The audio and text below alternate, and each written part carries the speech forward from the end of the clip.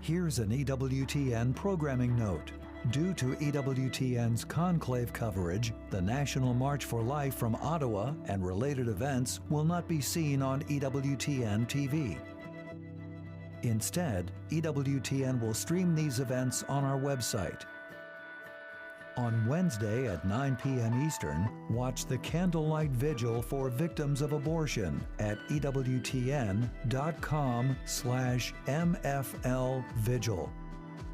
On Thursday at 10 a.m. Eastern, watch the National Mass for Life at EWTN.com/MFLMass. Followed at 11:30 a.m. Eastern by the National March for Life, streaming at EWTN.com/MFLMarch.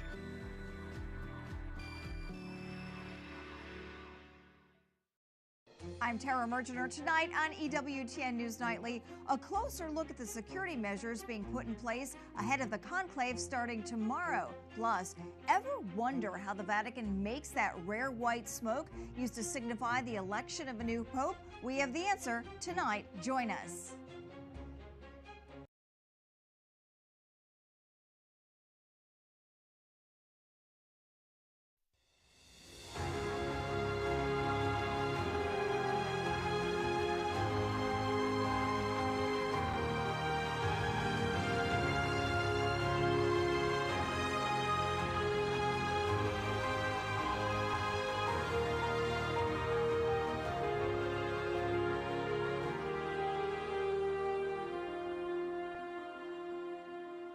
Hello, family, and welcome back live from St. Peter's Square. We're here. It's Monsignor Roger Landry, the National Director of the Pontifical Mission Societies USA, Dr. Matthew Bunson, Vice President and Editorial Director of EWTN News, and I'm Montse Alvarado, your President of EWTN News, and we're so glad to be here on this final day before tomorrow's very exciting events. And there's a little bit of a attitude of construction. Things are being tightened up, all those loose bolts, before we get into the really big ceremony tomorrow morning, that wonderful mass, and then a procession, and then the sealing of those doors.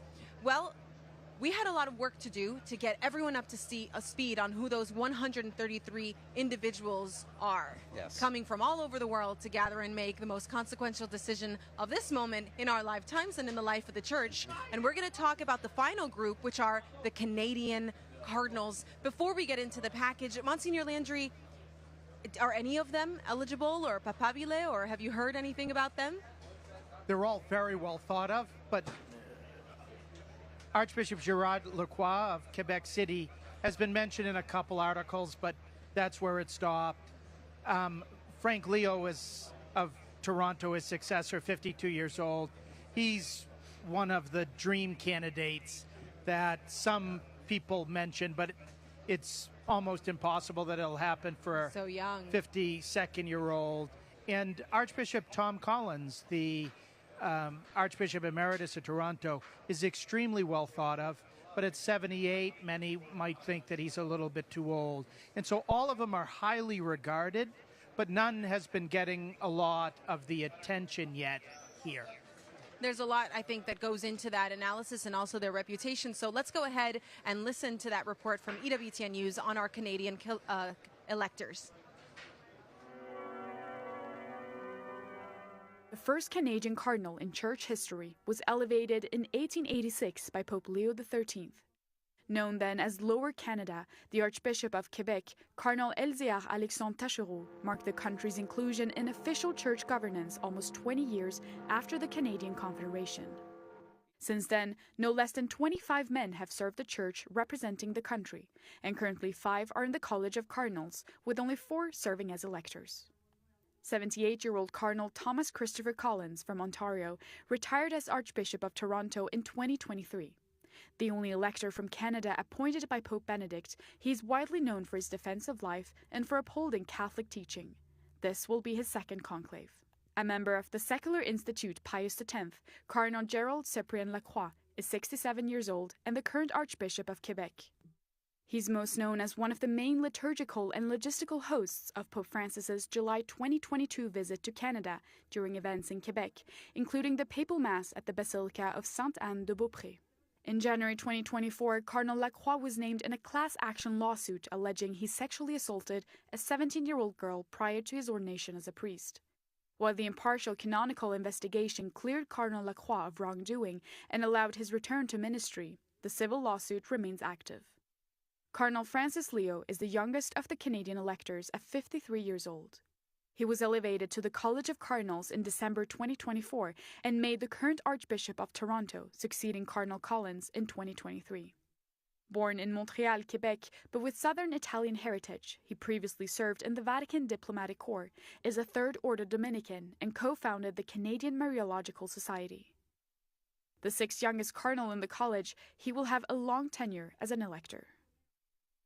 The 78-year-old Jesuit Cardinal Michael Czerny was born in Czechoslovakia, but emigrated with his family to Montreal, Canada in 1948 to escape communist persecution. As the prefect of the Dicastery for Promoting Integral Human Development and the founder of the Jesuit African AIDS Network, he is known for his advocacy on behalf of migrants, refugees, and environmental justice. He is closely aligned with Pope Francis's social mission. Although not eligible to participate in the conclave, French-Canadian Cardinal Marc Ouellet was elevated by Pope John Paul II and turned 80 in 2024. As the former prefect of the Congregation for Bishops from 2010 to 2023, he held one of the most influential positions in the Roman Curia and is likely to draw on many of his personal relationships. He was considered a contender for the papacy in a 2013 conclave. Almost 30% of the Canadian population identifies as Catholic according to Canadian census numbers, and while the eastern provinces boast a majority Catholic population, the Western Catholic community, particularly in Alberta, British Columbia, Manitoba, and Saskatchewan, account for close to 3.5 million Catholics, an opportunity that the next pontificate might consider. At the Vatican, Benedict Cedergren for EWTN News. Monsignor Landry, it seems to me, especially listening to those last numbers about the representation of Canada, such a large country, not necessarily such a large population when you think about the territory, is that an opportunity for the next Pope to think about the Anglophones in the western part of the country that are not necessarily represented here and that probably live the church a little differently?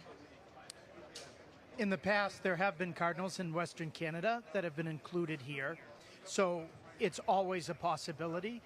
The hope would be that Canada is going to be well represented by the cardinals that are already there proportionately with regard to other parts of the world. But Canada has a lot to give, and they've had such a rich Catholic history. For the Northeast, for example, and the upper Midwest, they were evangelized by those coming down from Canada. So Catholics in the United States of America have a lot of gratitude for their brothers up north. And you know the American Martyrs Shrine, the North American Martyrs Shrine is there too, right? So there are 2 shrines to the North American Martyrs.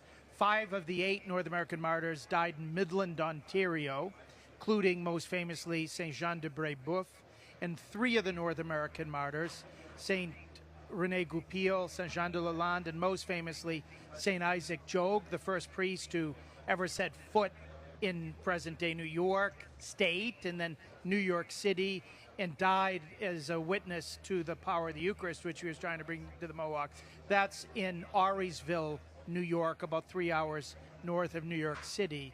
And so it's a great missionary heritage that evangelized Canada, and the same started the evangelization in the northeastern part of the United States. Matthew, we've seen a lot of outcome from Pope Francis's visit to Canada. That was something that came with a lot of pomp and circumstance, but also quite a bit of controversy because of the relationship with the indigenous people there. Tell us a little bit about the impact of that visit. Yeah, well, so Pope Francis went ostensibly with one goal in mind, which was to sort of repair relations, or at least to give a very formal apology to the indigenous peoples of Canada. There is a long and very remarkable history of evangelization among them, including, we were talking about the North American Martyrs, the Black Robes. The work that they did in Canada was extraordinary. And, of course, the famed conversion of Kateri Tekakwitha, who is one of the great saints to emerge out of North America. Beautiful saints. Exactly. So there is that legacy, but then there's also the legacy of how the church, but also how other Christian denominations dealt with the Native Americans. And then we had the whole schools question as well, and then the immense controversy that surrounded the claims, later thoroughly debunked, of massive graves of Native American children in different parts of Canada. But Pope Francis's goal there, again, was to reach out to them, to give that apology, as he did elsewhere. And one of the most memorable images was him praying before the body of water. And it was memorable for two reasons. One, it was a classic Francis gesture of him sitting in prayer and apology. But then the other was, it was one of the first times that we saw him at a major event in a wheelchair. So it was an interesting benchmark looking back, that this was a moment where some of it turned, because he had been very reluctant to use the wheelchair previously. Monsignor Landry, why would the church take on something that is not her fault? That apology, like you said, completely debunked. There were no mass graves from these residential schools. Why would our church, why would she take this on and offer an apology to move forward? Most of the problems in Canada were driven by government policy. They were founding these schools, taking children out of their families, putting them in these residential schools, and turning the administration of it in general over to the Oblates of Mary Immaculate, over to the Catholic Church. The Oblates served very well. There could have been more of a prophetic voice of the Church at that time. The sins were not those of commission so much as omission. We have a huge respect for the family, and we should have spoken out more forthrightly when kids were being ripped out of their homes in order to be taught the two official languages of Canada, in addition to every other thing that they'd learn in a school. And so Pope Francis went repentant. People recognized that the church wasn't the protector. It should have been, even if it were not the malefactor. And so there were really hurt feelings over the course of time.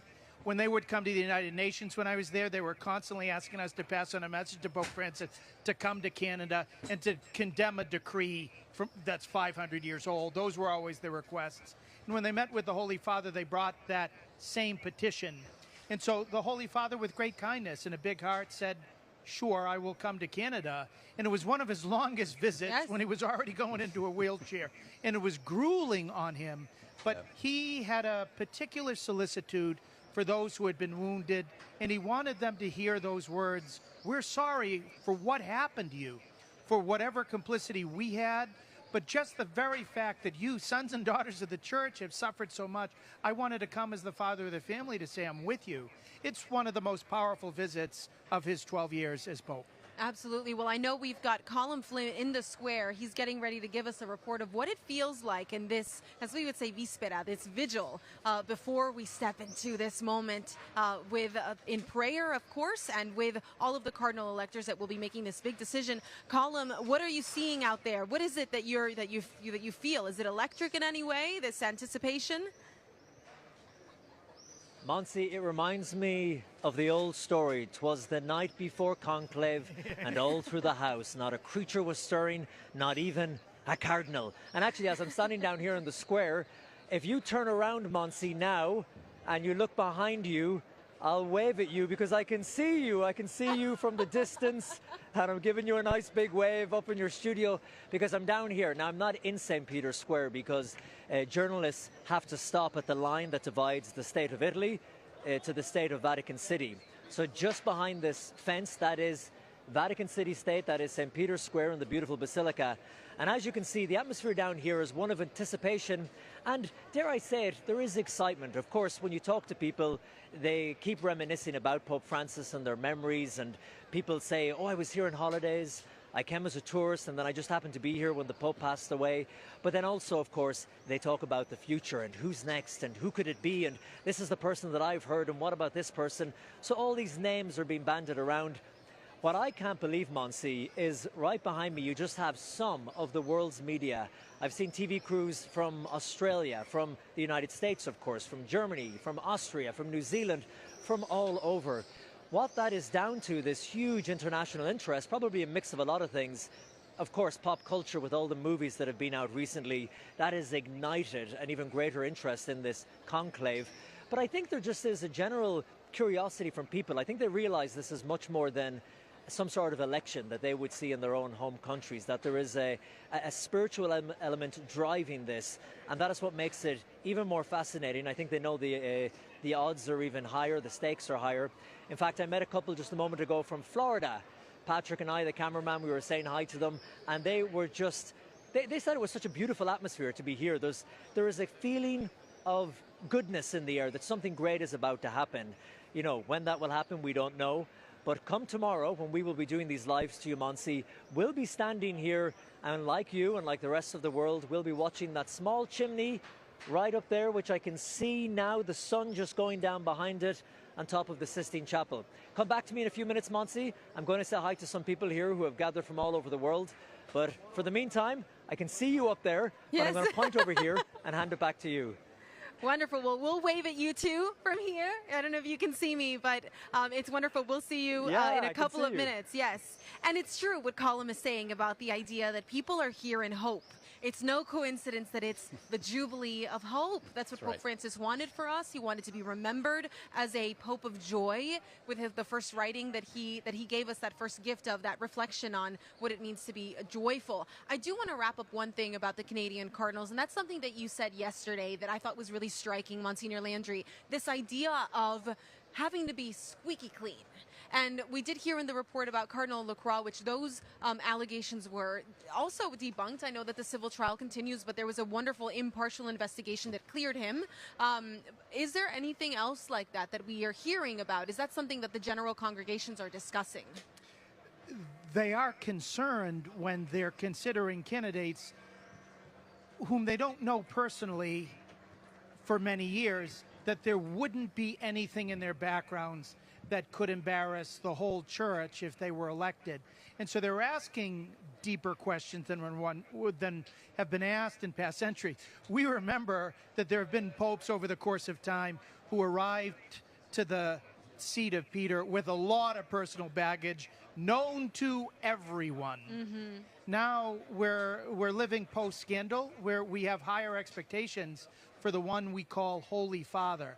We likewise want them to be contagiously and inspiringly holy, to help us all follow Christ's call to be holy too.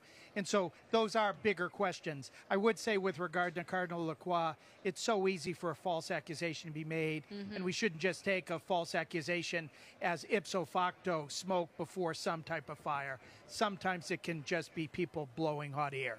I think it's an important reminder. Exactly, and there was a perfect example of how seriously we take almost any allegation now. It's investigated. The Cardinal stepped aside from service until it was conducted, and then he was cleared. But you were talking about a Jubilee of Hope, and relating to the Canadians, this is very reminiscent of something in Pope Francis's apology, very reminiscent of something that Pope St. John Paul II did in the Great Jubilee of 2000.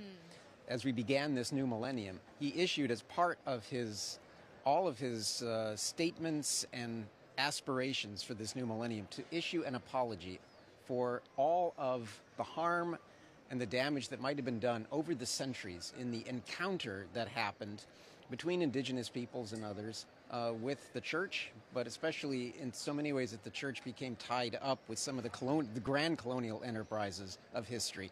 So this type of an appeal, this apology, is well in keeping that Pope Francis did with what we have seen before, especially John Paul II. The church is comprised of sinners, and so St. John Paul II, March 12, 2000, I was here for it, gave that apology for what the sons and daughters of the church have done over the course of time. It's a part of our history. The far greater part of the history we see on the top of all these columns throughout St. Peter's Square. The real columns of the church are the saints who are still alive. Those are the ones who truly make salvation history. But part of our history, too, is sinners being called to conversion and to holiness. Well, Colin mentioned not even a cardinal around, right? It's very quiet. Yeah, I now have a weird version of A Christmas Carol lodged in my brain. So I know. This is he did that well, though. I think he did it well. Knowing that today was not just the 12th General Congregation, but also for some of them move-in day, which Yes. we know was done by either by picking their straws or by lot, which seems to be kind of a democratic way that this conclave has Well, been we're going to be moving. hearing a lot more about drawing about lots in the next couple of days, but yes. That's exactly right. Well, some of them have been sly, avoiding the press, and some of them have not. And I know we have some images that we can share with our wonderful EWTN family just about what it looks like for them walking in and out. They are accosted by the press. We have over 4,000 members of the press accredited with the Holy See, the Sala Stampa, and I think 1,400 that stayed. 4,000 for the Jubilee and 1,400 that stayed for the conclave. So there is a lot there. You see Cardinal Leo and Cardinal Collins, who we just mentioned, Collins mentoring Leo for this second conclave of his. And of course, I'm actually, can you ID this Cardinal? Because I can't. He moved too fast, but we know this. Oh, that's Chomali from Chile. He Yes. was the Cardinal from Thailand. Oh, there you go. Very difficult name. And I think nobody's going to vote for him because I don't think anybody could possibly know his name. It's just No, too hard let's to write mention him.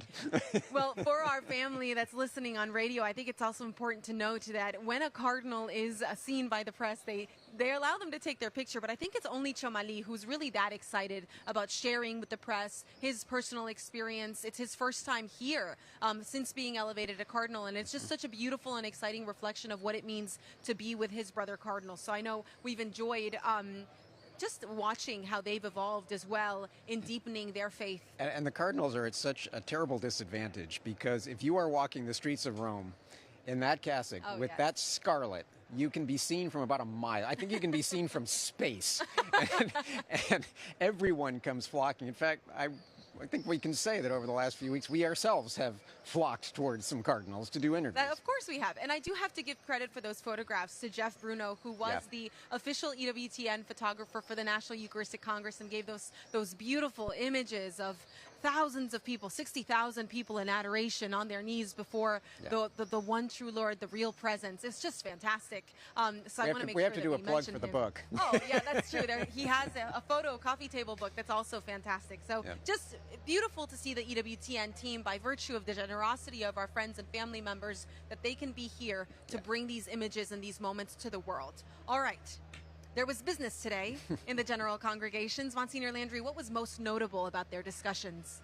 So I was told yesterday by a cardinal that about 15 were left to speak. 26 ended up speaking. So what that means is overnight or this morning, 11 more cardinals felt urged to speak before it was all over. And so that was a maximum of the amount of speeches that have taken place during any of them. Wide variety of topics. Many of the cardinals talked about the continuity, for example, of certain of the initiatives of Pope Francis. But then others brought up the types of concerns that people have said about improvements they'd like to see coming out of Pope Francis' pontificate. In a particular way, some of the financial stuff here in the Vatican, some of the relationships between what happens here in the Vatican and bishops and dioceses all across the globe to make sure that it's a good bilateral relationship rather than one-sided. Lots of topics there. Two that kind of jumped out when I was looking at the summary. The first was they had a discussion about martyrs. So here we were talking about the That's North right. American martyrs and the role of martyrdom in the life of the church and how, I mean, as cardinals, they are expected ad sangue offusionem themselves to live the faith so heroically up to the shedding of blood. But the other one that I thought was especially interesting is that they expressed a desire that in the future, consistories, in other words, the gathering of cardinals, be, shall we say, more fulsome, more helpful, of greater duration. One of the hallmarks of Pope Francis's pontificate is that he almost never brought all the cardinals together. And I think they're looking around right now, they don't know each other, did not know each other just a week ago. So I think this experience has reminded them of how important it is for the next pope, and they know he's sitting in the room, to make these consistories much more agreeable and much more useful for the cardinals. It's probably worthwhile to explain to our viewers and listeners why that would be. That's exactly where I was going to go. Under St. John Paul II and under Benedict, whenever they would make new cardinals, they'd convoke all the cardinals of the world for a couple days of meetings before. Pope Francis did that at the beginning of his pontificate, especially when he was trying to pass some initiatives, and he had Cardinal Casper speak to everybody about a particular application of mercy toward those who were divorced and remarried. And the Cardinals gave him very blunt feedback that the direction of Cardinal Casper was not the direction they thought that the church should go. And so that was really the last of these meetings. So unfortunately, Pope Francis didn't allow the Cardinals to get to know each other the way previous papacies have. And that's one of the issues facing the Cardinals now. Yesterday, Cardinal Sacco, the Patriarch of Baghdad, was saying that he thinks that the conclave is going to be longer because they've just got to get to know each other. Right. In previous conclaves, they had much more opportunity to get to know why each other ticks, what their greatest concerns are, what their greatest passions are, whether they would be capable one day to be St. Peter's successor. Yeah, and the closest that we came to anything like that again in the pontificate was, I think, in 2022 when he brought all of them together. But it wasn't really, it was a consistory, but they weren't meeting together like they did in 2014-15. It was basically to instruct them on Francis's vision for synodality. And there were a lot of complaints at that point that why aren't we given a chance to talk to each other? Well, before we go back to Colum, I just want you to kind of clarify a little bit. Did COVID play any kind of role in that, in kind of not allowing for the time that would have been spent in gathering the Cardinals to kind of continue in that tradition, to just kind of fall out of practice? It would be hard to argue that. Clearly COVID shut the world down for a while, but there had already been the precedent set prior that Pope Francis wasn't convoking the Cardinals as Popes Benedict and Pope St. John Paul II did in order to confer. And so I'm not sure that COVID could be used as an excuse. Yeah, it's a great question, because if we look at the sequence of consistories, there's basically only 1 year missing. So yes, he still had those opportunities even coming out of COVID. Okay, well, let's see if we can get Colum back, and if he's got some pilgrims who have come in not just for the Jubilee, but to watch for that chimney smoke. Monsi, indeed I have. We were walking around talking to people. We met some people from Argentina. We met some people from my home country of Ireland. And then I met Madeline, who was from England. Yes, I'm from England. But? I live in Belgium. In Belgium. And you just got here today. I just arrived today. I decided last week to book flights and come and see what it was like. So it's one thing to stay at home and watch it on TV as a faithful Catholic. What made you want to actually make the journey, the pilgrimage, and come here? I thought it was a once-in-a-lifetime opportunity to be here during the conclave. And I'm a teacher and I have a week of holiday. A week of holiday, so you were like, what? And I know you went to the beach today as well, so yeah. you've so, turned it into a holiday. Exactly, yeah. Before we came on air, you were saying that you remember the night you weren't here, but watching it on television when Pope Francis was brought out to the balcony behind us. You still remember that? Why? I don't know, I think it really impacted me. We were watching it as a family at home and suddenly they announced this Pope and we had no idea who it was. And we were quite excited, and yeah, I guess if you grow up in a Catholic family, it's a big thing, a new Pope. How do you feel as a young Catholic practicing today, coming from England in Belgium? I know it's not the easiest of times always. No, it's not easy being a Catholic at the moment, but I think and I hope that the new Pope will continue a bit the same kind of things as Pope Francis, especially with the poor and those excluded from society. That's what his outreach to those in the peripheries, which he was so remarkable at doing. And the climate. I think that those two things are really important that Pope Francis did. So for young people, that's such an important issue, isn't it? Yeah, that we've been hearing from. So what's your plan, by the way, here in Rome? Obviously, you spent some time relaxing today. You've come here. I presume this is not your first time at the Vatican? No, it's not my first time at the Vatican. My plan is to come tomorrow evening to watch the smoke, and also on Thursday, and to hope that by the time I leave on Friday, there's a new Pope, but we never know. Yeah, I was going to ask, how committed are you? I mean, you know, will you sit there and watch smoke after smoke if it's black and black? I might. I've got good books. I've got some good books. I might. I haven't decided yet. And if it's sunny, I guess why not? How did your friends react when you said, we have a week off from school, I'm heading to Rome to watch the conclave to see how this goes? I had a couple really motivated, and then one who booked flights with me and cancelled yesterday, so I'm alone. You're alone? Yeah. You've made this pilgrimage on your own? Yeah. Well, listen, Madeleine, it has been a pleasure talking to you, and you're so kind because you were so radiant when you come over and you said, excuse me, do you know where the chimney is? You were sussing, you were doing a recce. If I'm coming tomorrow, where's the chimney? You were sussing it out. I was checking it out already. Yeah, and then I said, hey, can we come on EWTN in a few minutes? And you were like, yeah, sure, let's do it. And I said, there they are up there. Patrick, swing the camera around. We can see the back of them there in the studio. See them up there. Look, they are waving. And there's the gang. So, Madeleine, thank you so much. Thank you very much. And guys, we'll hand it back to you in studio. Thanks so much, Colum. Wow, what a beautiful witness of someone motivated by their faith with a little bit of time to watch for that smoke and continue that tradition with their family. What an incredible time. I do think it's remarkable, though, for her to mention that it's not so easy to be Catholic. Monsignor Landry, do you encounter that on your travels too? People who just come and say, well, I'm Catholic, but it's really a difficult time for us. I just finished 2.5 years as the Catholic chaplain at Columbia University in New York City, and it wasn't easy for the students to become Catholic there and to remain Catholic proudly. But that's what Jesus asked us to sign up for. He said, as they treated him, they'd treat us. We shouldn't suppose that our Christian life is going to be a downhill slide and that the cross Jesus asked us to carry is going to be made out of styrofoam covered in velvet with wheels on it. Sometimes there are going to be splinters in the rest. And Jesus prepares us through some of the sacrifices that we have to suffer to be his faithful disciple, because love shows itself when it's challenged. And God bless Madeline. She was challenged. Yes. When her friend, as we just heard, canceled the last day, it could have discouraged normal young people, but intrepidly she still came. And I think God's going to bless her. Probably not by as short a conclave as you think, but God's going to bless her just by being here. Hey, she's just met the guy who's made on the conclave before Christmas. There you go. That's exactly right. Well, Matthew, I want to ask you a couple of things about business, but I just want to remind our EWTN family that Colum is going to be on the square every single day when we have an option of seeing smoke. He's on chimney watch, as I want to call it, and he will be there in the square making sure that we have the reactions from all of our families so that we can really feel that community, both spiritual and physical, as we wait in anticipation for this moment and get the news that really is going to mark the next couple of years for all of us. It's going to mark some people's the rest of their lives. Well, and pointing people to the Sistine Chapel. 100%. That's 100%. That's very true. Well, today, all of the people who are going to be kicked out when those doors are shut and they say, what do they say? Extra omnes. Extra omnes.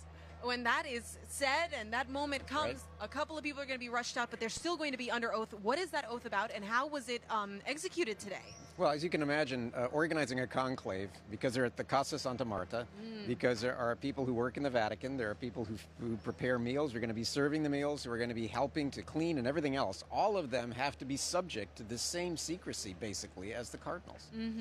So they are given an oath, and they did that today in the same chapel where the procession is going to begin tomorrow, in the Pauline Chapel in the Apostolic Palace. So they took an oath, and then one by one, in exactly the same way that the Cardinals will tomorrow, a little more dramatically, I think, tomorrow. Yes, they in front of the world. In front of the world. They went up, they put their hands on the gospel, and they took that oath. And they basically promised, as God is their judge, that they will honor this pledge of secrecy, knowing full well that by the terms of the rules, they could be subject, depending upon how severe the betrayal is, to excommunication. Excommunication. Wow, I love that word, betrayal. This is really, because it would be. It It would be is. a betrayal to every single member of this global family that is waiting for this and counting on them to do what is right. Well, other things happened today as well, Monsignor Landry. The destruction of the very well-known Fisherman's Ring. What's the significance of the ring and why the destruction, and how does it happen? So historically, the fisherman's ring would be used to seal documents. When you'd put that hot wax and you'd seal it, that's what it is. Now, often, it is what's reverenced when people come up to the Holy Father. Pope Francis sometimes was resistant to allow his fisherman's ring to be kissed out of humility. But once the papacy is over, it needs to be destroyed so that nobody would be able to go back, for example, and forge documents anachronistically that had the seal of Pope Francis. So traditionally, you have somebody come on in, it's immediately removed from his finger after he's pronounced dead. But then in the presence of all the cardinals, it's officially destroyed together with the seal of the papacy. And how they destroy it has changed a little bit over the centuries. They used to take a bit of a little hammer to break it. Now they simply deface it, which is something that they did, I know, at the end of the pontificate of Pope Benedict XVI. Why the change? Just, I think, partly you can keep the integrity of the ring while still defacing it. So I think in some ways it's a more respectful act. rather than the sort of brutal finality of taking a hammer. It feels very violent to take a hammer to this beautiful ring. There's been a history of what we call iconoclasm that we have to take seriously, where things that were sacred were just smashed. A lot of the older Catholics remember jackhammering marble altar rails and marble altar. So there is that type of brutality that the church doesn't want to have perdure. Yeah, preserving that doesn't seem like a great idea. Well, the beauty and the preservation of the wonderful traditions in the church couldn't be exemplified in a better way than by what is being done in the Sistine Chapel. That incredible just dressing up and cleaning up and getting ready. And I know that we had some images shared by Vatican Media. Matthew and Monsignor, would you explain what it is that we're going to show in terms of the rooms and the spaces and how they've been prepared? So this is a site, it seems to me, into the Stanza delle Lacrime, or the Stanza del Pianto, the crying room, it's called, which doesn't have children in it, like in some of our parishes, but where the popes go immediately after they've been selected in order to try on one of these 3 different size cassocks, and then put on their rochet and their mosetta and their stole in order to be able to go out and receive first the cardinals, and then come on out to the balcony, the Loggia della Benedizione. And so this is the first place a newly elected pope goes and from which he emerges. It's more simple than I think people would imagine. And also, since people can't come in and out, they all have to be there and ready to go for him to try on, vest, and so move. Geographically or topographically, it is right off from the Sistine Chapel itself. And I note that they have the 3 traditional cassocks, small, medium, and large. There are many historical stories. When I think of Albino Luciani when he was elected as John Paul I, they gave him the smallest that they could find, but as they joked, he was swimming in it. But he was still Pope. And I've noticed, too, that they are offering all of the mosetta, for example, that Pope Francis chose not to wear to make that symbol. And then we move into the Sistine itself, and we can begin to see the magnificent artistic and spiritual legacy of a conclave set in this particular environment. And it looks like they're seated in order. You saw Parolin's name and then Filoni, so they're seated in order of seniority, which maybe is a good thing or a bad thing in terms of fostering conversations. Well, it certainly is in terms of keeping the order inside the conclave when they're voting. Everybody knows who's where. And when we see the lottery balls in a second coming on up, we'll see that they'll be easily able to be identified. When those come on out, 9 at a time, 3 for the scrutineer, 3 for the infirmarians, 3 for those who review the election, everybody knows exactly where they're seated. So as a visual cue, one of the things to pay attention to, and we'll talk more about this tomorrow, is that there is a very precise order of precedence, basically based on seniority. So how long you've been a cardinal, how long you've been a cardinal deacon, how long you've been a cardinal priest, and how long you've been a cardinal bishop. So there is a very specific order, and it corresponds exactly to the lots that will be drawn. So the first one would be Cardinal Parolin, the last one, Cardinal Kuvakad. Who is also our fabulous doorkeeper. Yes, he is. So he is the most junior of the cardinal deacons, so he'll be basically at the back of the line. But as I was thinking, boy, he's 133, but he's still in the room. That's right. That's exactly right. And this is an unprecedented confirmation. The last time it was just in what we would call choir stalls, 2 rows on both sides facing each other. There are 16 more cardinals voting this time, so they had to put 3 rows on both sides in the back part of the sanctuary area of the Sistine Chapel. So we've never seen a confirmation like that. And when the photos came out today, that made my eyebrows raise. Yeah, it's something very interesting to watch, how this new composition, more people in the room, forces us to be creative. I think beautifully, Catholically, our Catholicity shines in that creativity. Right. Trying to create order out of something that feels a little rambunctious. That's how and trying to create order out of what is a new challenge. Yes. Because this has grown extensively. The last time there were 115 cardinal electors, now we have 133. We don't know how many might be in the next conclave. There could be more than that. So they're trying to solve logistical problems, but they're still doing it in a very respectful and I'd have to say very elegant way. Well, we talked about one room that's off to the side, very important,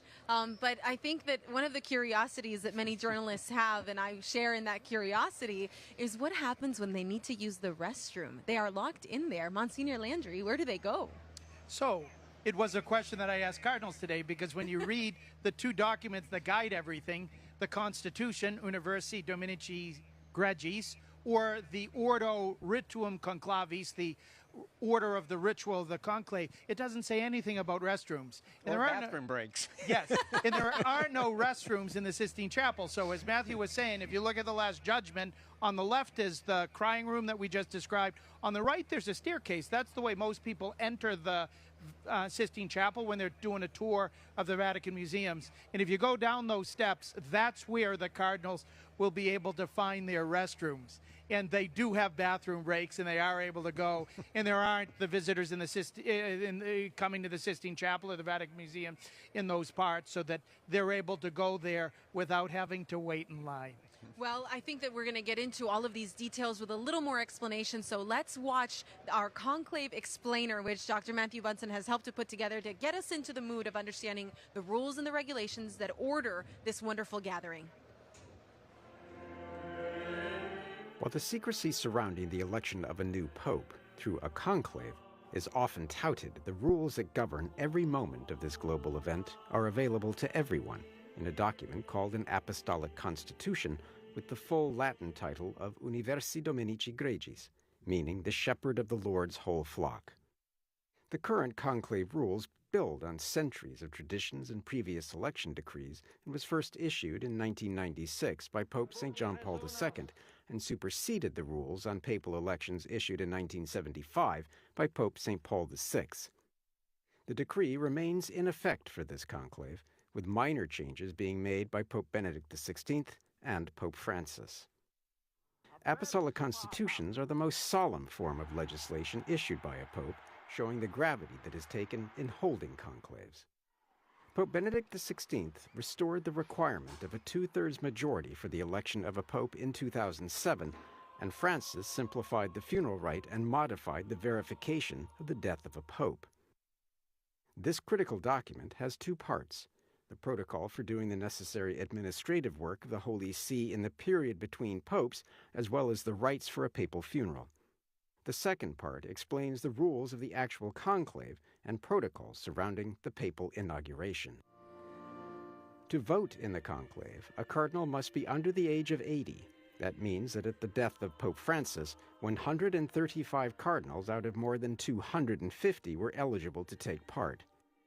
2 cardinals have so far announced they will not be participating for reasons of health, so the conclave will be attended by 133 cardinal electors. Cardinals over the age of 80 have been excluded from voting since 1970. On the appointed day, in this case the afternoon of May 7th, the cardinal electors will process solemnly from the Pauline Chapel in the Apostolic Palace into the Sistine Chapel. There, each elector will take an oath to observe the procedures and maintain secrecy. Each of the cardinal electors, according to their order of precedence, will then take the oath in Latin, declaring as they place their hand on the gospel their name, adding, "I do so promise, pledge, and swear, so help me God and these holy gospels which I touch with my hand." With the famed command extra homines, or everyone out, by the papal master of ceremonies, the doors of the Sistine are closed, and only the cardinal electors remain together. As the name suggests from the Latin Conclave, with the key, the cardinals are ceremonially locked in the chapel, a practice in use since 1274. From the start of the conclave until its end, they have no contact with the outside world until a new pope is chosen. The process for the voting is very detailed. First, cardinals are drawn by lot to serve in one of 3 capacities: 3 scrutineers who will oversee the balloting and the initial count, 3 infirmari who have the duty of taking a ballot in a box under lock and key to and from a sick cardinal who cannot attend the vote in the chapel, and 3 revisers who check the work of the scrutineers. With each voting session in the morning and the afternoon, new sets of scrutineers, infirmari, and revisers are chosen. The cardinals vote by filling out a ballot. At the top is printed in Latin, "Eligo in summum pontificem," or "I elect as supreme pontiff." Each cardinal elector writes the name of his candidate, disguising his handwriting, and then folds the ballot. In order of precedence, each elector comes forward, holds it up so that it can be seen, and carries it to the altar. There, before the scrutineers, he places it on a paten or gold plate that covers a chalice or appropriate receptacle. Before the altar and beneath the gaze of Michelangelo's Last Judgment, the cardinal-elector says out loud the following oath in Latin: "I call as my witness Christ the Lord, who will be my judge, that my vote is given to the one who before God I think should be elected." He then places the ballot on the plate and then drops it into the receptacle. He bows to the altar and returns to his seat. After the ballots are completed and the infirmari return with any ballots, the first scrutineer unfolds each ballot, notes the name of the person chosen, and passes the ballot to the second scrutineer, who, in his turn, notes the name of the person chosen and passes the ballot to the third scrutineer, who reads it out in a loud voice. The last scrutineer, as he reads out the individual ballots, pierces each one with a needle through the word eligo and places it on a thread. After all the names have been read out, the ends of the thread are tied in a knot, and the ballots are set aside. The revisers then certify that all of the ballots have been counted correctly. If the vote is inconclusive, the ballots are set aside and a second vote for either the morning or afternoon session takes place. The ballots are burned at the end of the vote. If, however, a second vote is to take place immediately, the ballots from the first vote will be burned only at the end, together with those from the second vote. Black smoke means no candidate reached a 2/3 majority and the voting must continue. White smoke means a new pope has been chosen. On day 1, the cardinals can cast 1 ballot. On days 2 and 3, they cast 2 in the morning and 2 in the afternoon. On day 4, if no successor is chosen after those 9 ballots, the electors break for as long as 1 day for prayer. Then the process begins again and continues with breaks in the voting should the cardinals remain undecided. After 30 total votes without an election of a new pope, a change is made. The cardinals resume voting, but now they must choose only between the 2 leading candidates who are barred from voting. However, the rules are firm. There can be no waiving of the requirement that there must be a clear majority of at least 2/3 of the votes of the cardinals for an election to be valid. When a cardinal reaches the 2/3 threshold of votes, 89 for this conclave, the most senior cardinal approaches the winner and asks if he accepts election. If he does, he is next asked by what name he shall be called. From that moment, he exercises full and supreme power over the universal church. As the cardinals discern who will fill the chair of St. Peter, the world eagerly watches the roof of the Sistine Chapel for white or black smoke. The smoke billows out of the chimney of a stove temporarily installed in the Sistine Chapel, shown here during the last conclave in 2013. After the white smoke marking the election of a new pope, the bells of St. Peter's ring out. Annuncio vobis gaudium magnum. And the senior cardinal deacon makes the announcement, Annuncio vobis gaudium magnum, habemus papam, Latin for, I announce to you great joy. We have a pope. The new pontiff is introduced on the loggia of St. Peter's Basilica and greets the world as the new pontificate begins. I can't wait for that moment. It's going to be so exciting. You're going to have to. I know, that's true. I know. It sounds like we're going to be waiting for a little while. But before we get into that room and everyone who's in there, where do those cardinals of the 252 who are not going to be in the room, those 117, where do they go? What do they do? Well, they get the extra omnes from the Domus if any of them were staying there, and they have to find their own lodging. So at the Pontifical North American College here, some of the over 80 cardinals in the from the United States are going to be staying. But all throughout the city, those who want to remain here in order to be able to greet the next Holy Father, become his collaborators, etc., are staying around either in seminaries or in religious houses or in apartments with other cardinals who might be over 80 here, who happen to be friends and have a guest room. But they're quite resourceful by the time they get to a superannuated cardinal. And they are under oath as well. So can they do anything other than pray? It is possible. They are under oath for what happened in the general congregations. Right. They're able to talk about some of their general insights about the church or about what happens on the inside without revealing any of the specific contents, like the cardinals who were telling me what happens in between the votes or where they might be able to go to use the restrooms and things like this. None of that is protected by the seal. It's what happens on the actual ballots, the scrutinies. We've used this image, and I think we'll continue to, that we're all on a journey, and the over 80 cardinals, the cardinals who cannot now participate, they're on a journey only so far with their brother cardinals, the electors. So this is where they stop and watch them go. And we have seen this as a process too, that in the 2013 there were a lot of over 80 cardinals who may have taken part in the one in 2005, and there were a few who would have memory of the 1978 conclave, for example, but only they could go only so far too. So it's a lovely image, I think, of that journey that the cardinals are taking together, but as a church, we're taking it with them as well. And the Constitution says that they're specifically asked to lead the whole church in prayer. So to get out into some of these churches, to help us all accompany the cardinals on the inside by their presiding over prayers on the outside. Now, when we think about the schedule of what is actually going to be happening inside the Sistine Chapel, how much Mass and prayer really is there? What does that routine look like? So they come over every morning to the Pauline Chapel and have a Mass in which they incorporate the morning prayer of the church, what we ordinarily call lauds. Everything's done in Latin. Normally, it's presided upon by the senior cardinal. If it goes late, maybe there's a little bit of a rotation. I asked a cardinal who's participated in previous conclaves, do they sing? Do they recite? And he simply said, Roger, we recite everything. So they're moving on. They're not going to delay the Mass by singing lengthy Gregorian chants and things like this. But they are going to go in with the Lord Jesus inside of them to help them do their job in communion with Him.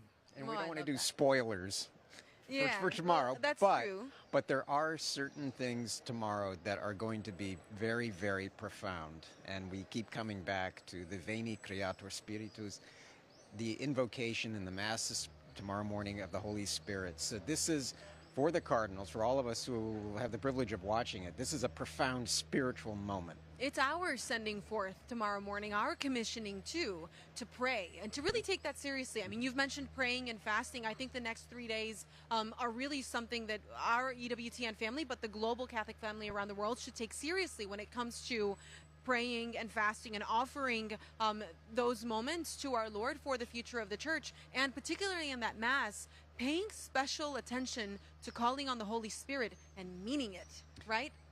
Just like the early church huddled around the Blessed Virgin Mary to pray for the outpouring of the Holy Spirit, so the cardinals in the upper room of the Sistine Chapel, but also all Catholics in the upper room of the world that God has given as our common home, are supposed to be in unison praying for the descent of the Holy Spirit with all of His gifts, especially the gift of wisdom and prudence upon our cardinals as they discern whom God has given the vocation to be the successor of St. Peter. In this conclave, they may also need the cardinal virtue of fortitude. and patience, macrothumia in Greek. Oh my goodness. Well, that's definitely something that we can take on and pray for them, knowing that they really do have significant challenges ahead. Hopefully, as something that you've mentioned, Monsignor Landry, they will have some command of Latin to carry them through and help them center themselves in prayer before they walk in. Quickly, we talked about this order and what happens with the voting. But we haven't talked about my favorite thing, which is chatting. Are they allowed to chat while the voting is happening? What are the rules there? So what I've been told by a few cardinals, in between, there's a spirit of prayer that pervades, but it is possible to talk. But normally when people are talking in between, they're talking softly. And there is the old tradition, too, of saying the rosary, especially during the scrutineers, as they do their work and the revisers do their work of rosaries. There's an old joke about three cardinals who were talking about how long it took them to say the rosary. and one was able to, he said he went through the whole time of the scrutinies. Well, I finished very quickly. Did you, brother? Well, if you've ever heard Cardinal Dolan say the rosary, you know that it's lightning speed. It's quite efficient. I do have one more question then about meal times, because that would be normally a time when you would be able to talk and there aren't that many rules. But it is also tradition for many religious communities to have something read or to have a meditation. Is that listening time, or is it a moment of encounter for them as well? when they have the meals in the Domus Sancti Marte, they're totally free to sit wherever and with whomever they want. Those are talking meals, not reading meals. So they continue their work, really. They begin to process what they've just encountered together, talk about what the next steps ought to be.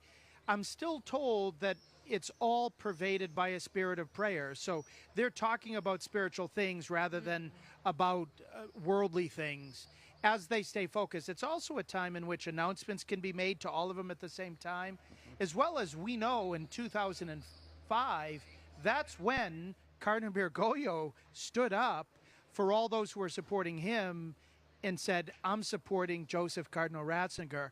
And the next vote was the one that put Cardinal Ratzinger over the top. So there can likewise be speeches on the part of those who are candidates in order to be able to sway their supporters in a particular direction to bring a conclave to its conclusion. Matthew, before we close for tonight and help our EWTN audience think about tomorrow, are all of the Cardinals moved in? Are they ready to go? I suspect if they're not, they will be by tonight. They will be ready to go. I mean, this is for so many, 108 of them, this is the first time they've ever done this. I think they are as eager to get started as everyone else is. So this could be a long and possibly sleepless night filled with prayer for a lot of them. Well, I know that I'm excited to start here tomorrow at 9 o'clock in the morning, Rome time. We will be here with all of you, our EWTN family, on radio around the world. You can catch us on YouTube as well. And we'll be preparing for an hour before Mass starts. We'll have this wonderful moment of prayer. We'll be starting with the Veni Creator, with Come Holy Spirit, every single time that we gather. It'll give us that opportunity as a global family to really center ourselves and pray together before we go through these days, which will seem long, and we'll have some routine moments associated with them, but also I think some excitement in what we will hear and what we'll be able to conjecture based on when these votes happen, how quickly they happen, how efficiently these Cardinals can move. So a big thank you to all of you for everything that you've done to continue to support this live coverage from St. Peter's Square. Make sure to catch Column as well, who will be doing live segments after we all gather here to give you a sense of everyone on the ground who is really coming here, as you saw with this young woman, Margaret, I believe was her name. Magdalene, who come here in a spirit of hope for this Jubilee, wanting to really follow in the footsteps of the last papacy and to usher in through prayer and presence, which we know was so important to Mother Angelica, for this moment in the church to walk together, all of us. And so Monsignor Landry and Dr. Bunsen will be here bright and early. I'll make sure to get here on time. And we'll start with our family walking through what will be coming next. Thank you so much for being with us, and God bless you.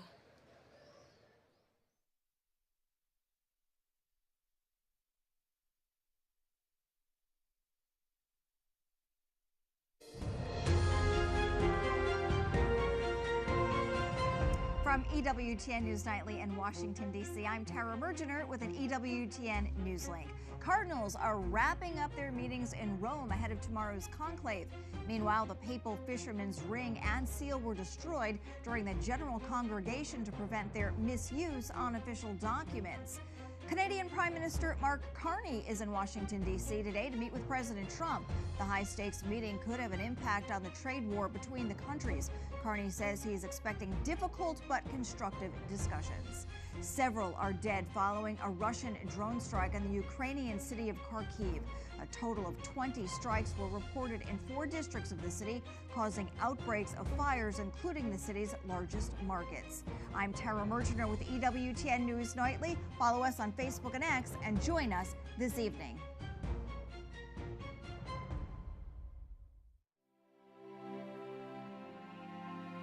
I was so blessed by the Holy Father's teaching on the joy of the gospel. He made incredible statements like, I invite all Christians everywhere this moment to a personal encounter, a renewal in Jesus Christ. Don't say that this is not for you. We should be Christ to others. We should smell like the sheep.